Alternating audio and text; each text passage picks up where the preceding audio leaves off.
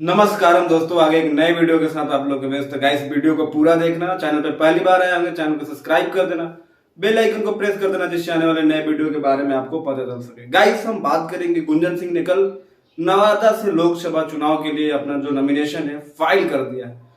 तमाम उनके प्रशंसक कल जुटे थे, मनीष कश्यप भी गए थे उनके सपोर्ट में और उन्होंने बोला कि गुंजन सिंह बहुत ही बढ़िया व्यक्ति हैं, इनको लोग जिताएं।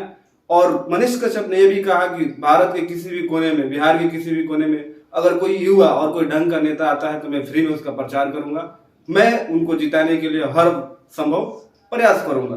गाइस, गुंजन सिंह भोजपुरी के एक बहुत ही बेहतरीन सिंगर एक्टर है और वो चुनाव लड़ने के मूड में, वो भी पिछले 1-2 साल से आप देखोगे तो उन्होंने शादी से पहले से ही अपनी चुनाव को लेकर तैयारियां शुरू कर दी थी।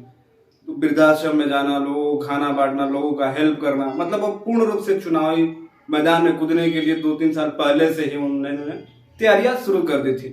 उनको लग रहा था कि बीजेपी उनको टिकट देगी, बट बीजेपी ने क्लियर कट कर लिया। थोड़ा बहुत चिराग पासवान से भी उनकी उम्मीदें थी कि चिराग पासवान के पार्टी से उनको टिकट मिलेगा, बट वो भी कट हो गए, क्योंकि राजनीति एक अलग मुद्दा है और सिंगिंग एक्टिंग करना एक अलग चीज है। इन लोगों को लगता था कि बीजेपी चाहे कोई ना कोई पार्टी तो हमें टिकट दे ही देगी, लेकिन चुनावी मैदान अलग होता है और सिंगिंग और एक्टिंग का मैदान अलग होता है। धरातल और आसमान की डिफरेंट होती है इन दोनों चीजों में। यहाँ पे आपको पब्लिक को एंटरटेन करना होता है सिंगिंग और एक्टिंग में, लेकिन चुनावी मैदान में आपको पब्लिक का प्यार के साथ साथ उनका वोट बैंक भी जीतना होता है।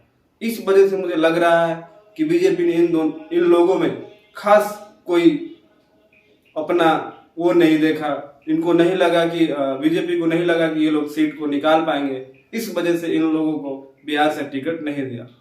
और पवन सिंह के बहुत करीबी हैं गुंजन सिंह, और पवन सिंह से जरूर एक बार उन्होंने डिस्कस किया होगा, क्योंकि निर्दलीय कैंडिडेट लड़ना, वो भी भारत में लोकसभा चुनाव के लिए बहुत बड़ी बात होती है। अगर गुंजन सिंह लोकसभा चुनाव में निर्दलीय कैंडिडेट जीतते हैं तो फिर पूरे लोकसभा में एकदम अलग सा मतलब एक माहौल क्रिएट हो जाएगा और लोग उनकी इतनी तारीफ करेंगे कि मतलब आप खुद ही सोच सकते हो, क्योंकि मेंबर ऑफ पार्लियामेंट बनना एक बहुत बड़ी बात होती है और इसमें पार्टी का ही बोलबाला चलता है। बहुत कम होते हैं, 545 सीटों में, 550 सीटों में, जो टोटल हमारे 543 है, 550 साथ साथ मनोनीत होके आते हैं, उसमें से एक सीट भी जितना जो जीत जाता है निर्दलीय कैंडिडेट होता है, वो समझो कि मतलब कुछ भी अचीव कर सकता है। क्योंकि भाई इतने बड़े वर्ल्ड के सबसे बड़े लोकतंत्र देश में चुनाव जीतना, वो भी बिना किसी पार्टी के,